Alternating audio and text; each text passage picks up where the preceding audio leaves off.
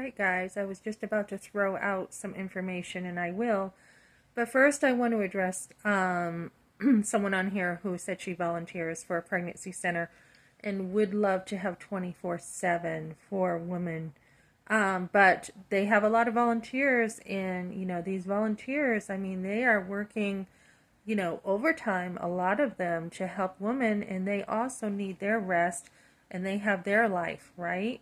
So pregnancy centers are overworked. I have talked to them and they are extremely busy.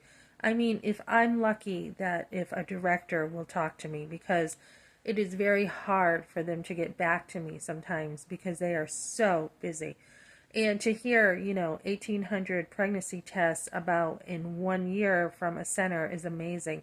So these ladies are hard workers, hard workers. They're dealing with a lot. They're dealing with not only the girls who come to them in the counsel, in the resources, but they're dealing with the attacks from the news, the media, the politicians, the laws.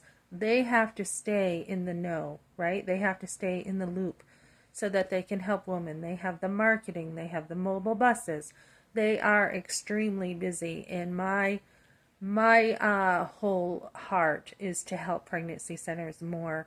And if we had an app, which I wanted, 24/7 to be able to help pregnancy centers have more help and help girls even more. I mean, I just have a heart to help in a million ways.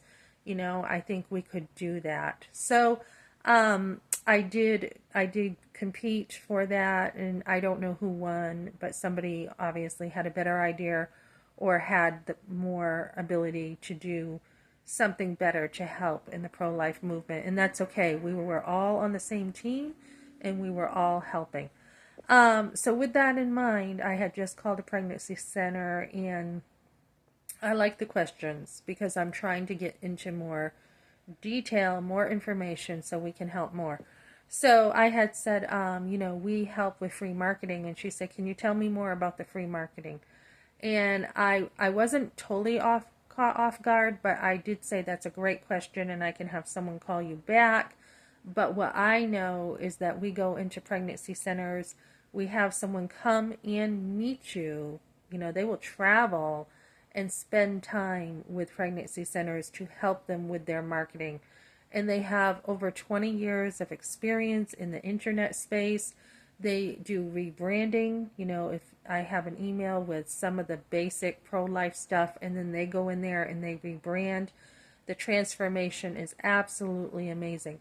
So I will be getting more information on what we do over at Save the Storks to help centers rebrand even better and have, probably the wording is changed more too, to help us have keywords and SOS, traffic more.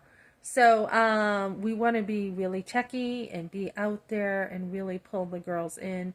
We know that Planned Parenthood is doing the mobile buses, and they're copying us in a million ways to get the babies and to kill them. So we want to be out there saving, saving women and babies as much as possible. What else was I going to say? Oh, I did ask what pregnancy centers do for women who are raped.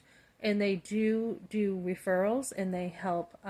This particular center helps with the finances. I talked to another center that helps with the finances to get women the professional counsel for rape, because that's a whole nother issue on top of abortion, right? That's a whole nother, I mean, abortion we know does not solve rape. We know that.